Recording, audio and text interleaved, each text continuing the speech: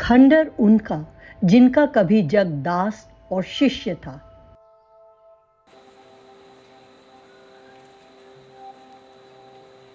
ये है खंडर उस इमारत के जिसे लोग विश्व गुरु कहते थे।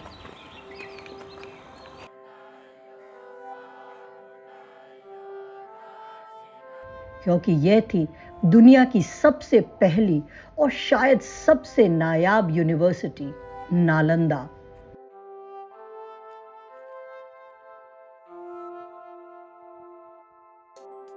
The Vishwaguru Nalanda. That was the beginning of the first organized university ever to be in the world. The universities of the world came after Nalanda. No other university had come up around that time. As Nalanda was sinking, that's when Oxford was coming up.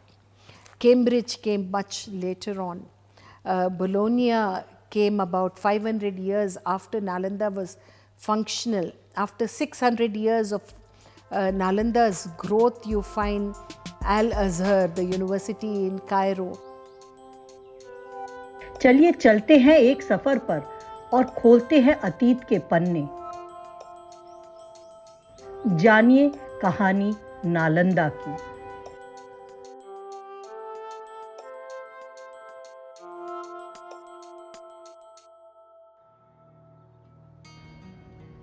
हम Indians के लिए शिक्षा और ज्ञान की तलाश हमेशा से ही परम रही है।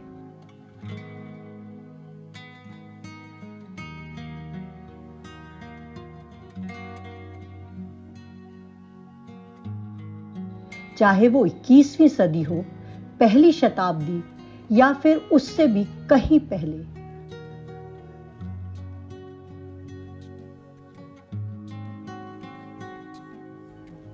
सदियों से हमारे हर गांव, हर जंगल और हर समुदाय के पास अपनी एक पाठशाला या गुरुकुल हुआ करते थे।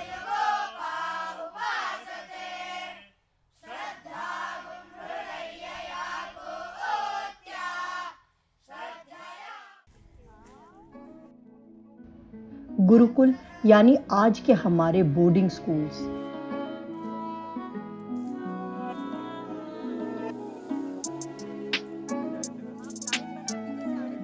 जहां स्टूडेंट्स गुरु के साथ रहते थे जब तक उनकी शिक्षा पूरी नहीं हो जाती थी। We've had both the Gurukul Pratha and the monastic tradition. They had this dialogic form of education. Education was Vad directed, the glorious tradition of dialogue and debate. It's interaction between teachers and students. Learned teachers and worthy students. And every interaction, every debate, every discussion led to a creation of new knowledge. इन गुरुकुलों में शिक्षा के मायने थे students का all round development, character building और मानव कल्याण की भावना भी curriculum का इम्पोर्टेंट पार्ट थी।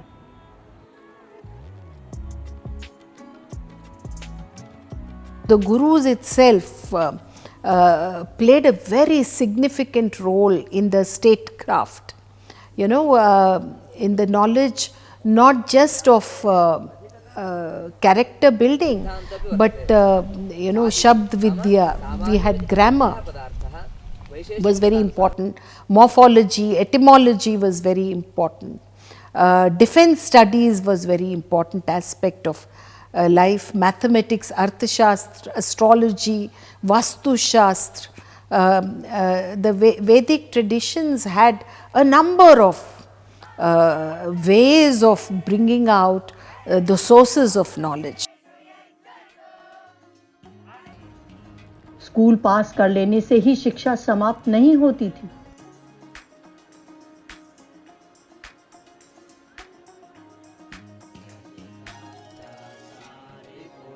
हमारे पूर्वजों ने उच्च शिक्षा के लिए कई नायाब सेंटर्स बनाए, यानी कि दुनिया की पहली यूनिवर्सिटीज।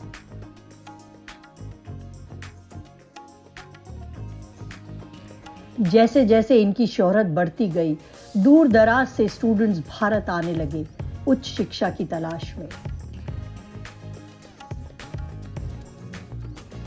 इनमें से सबसे नायाब और मशहूर यूनिवर्सिटी थी नालंदा। एक समय इसमें 10,000 से ज्यादा स्टूडेंट्स पढ़ रहे थे। This institution started in Gupta period. Sakraditya, Kumaragupta I as we know him, he started Nalanda. The unique feature of Nalanda was that it lasted for 8 centuries. Any institution at that point of time, because at that time we had monastic tradition, we had gurukulas, these were all individual small viharas, but collectively putting together an organized institution. So that was the second most important feature of Nalanda. It was an organized institution where courses were very clearly laid out. तरह तरह के course यहाँ पढ़ाए जाते थे, जैसे कि science, maths, astronomy, medicine, grammar, logic और वेद।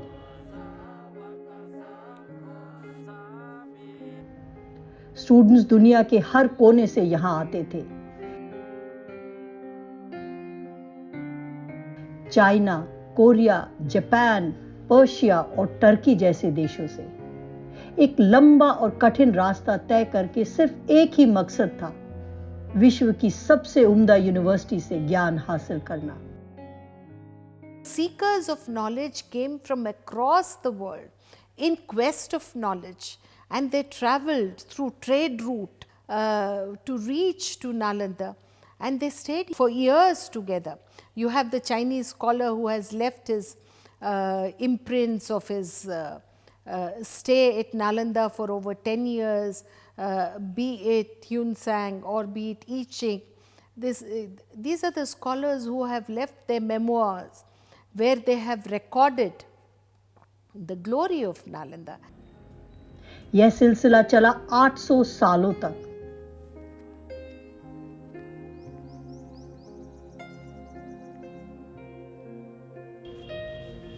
इस बीच कई राजा और साम्राज्य आए और चले गए, पर नालंदा अपने ज्ञान से दुनिया भर को रोशन करता रहा।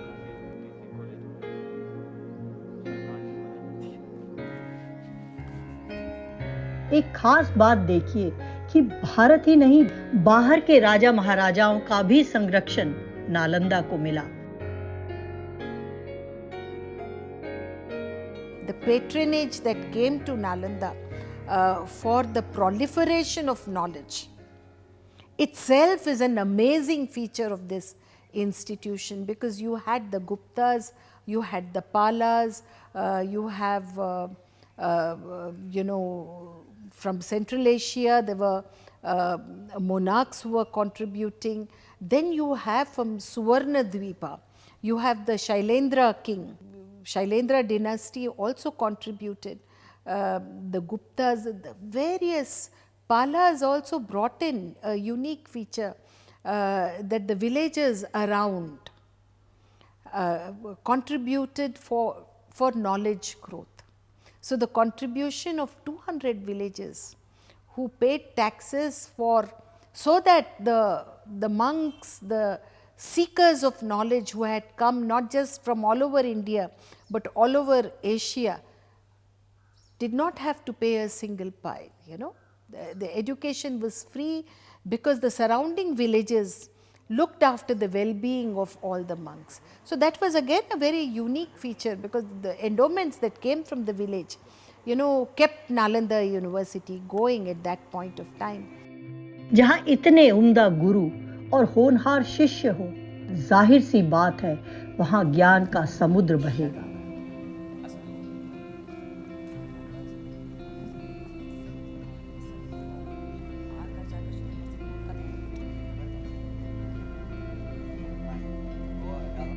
नालंदा की लाइब्रेरीज में हर विषय पर नई नई शोध और हजारों किताबों का अनमोल खजाना जमा था।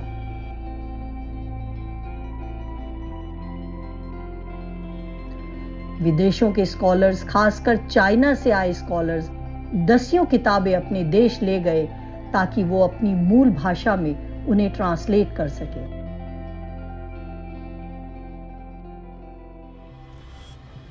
नालंदा विश्वविद्यालय का ये सुनहरा सफर बहुत ही बेरहमी से खत्म कर दिया गया एक अरब आक्रमणकारी द्वारा। 12वीं शताब्दी में बख्तियार खिलजी ने नालंदा पर आक्रमण कर इसे जला डाला। हजारों बेशकीमती किताबें और ज्ञान का खजाना जलकर राख हो गया।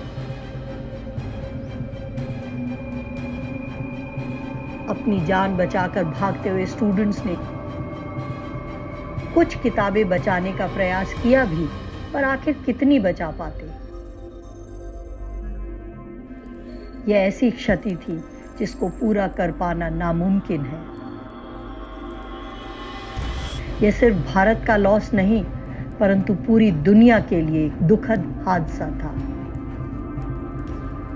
विश्व का सबसे उच्च कोटि का शिक्षा केंद्र ध्वस्त हो गया। Destruction of Nalanda by Bakhtiyar Khilji was addressed to wipe out the knowledge tradition of India. By destroying Nalanda, we lost thousands of manuscripts. At that time, it was all the writings were available on palm leaves.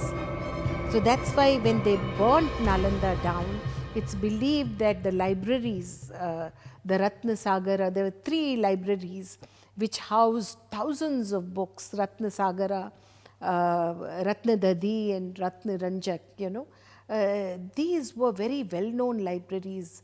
One of these libraries was supposed to be 9 stories. So imagine the kind of repository of knowledge that we had at that point of time, that it took 6 months for it to burn down. लगभग 8 सदियों के बाद भारत ने एक बार फिर नालंदा की धरोहर को जागृत करने का प्रण लिया। पुराने खंडरों के पास ही एक नई यूनिवर्सिटी का निर्माण फिर से हुआ।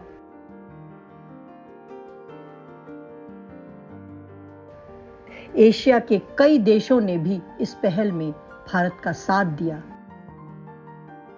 आखिर नालंदा पूरे विश्व की धरोहर है।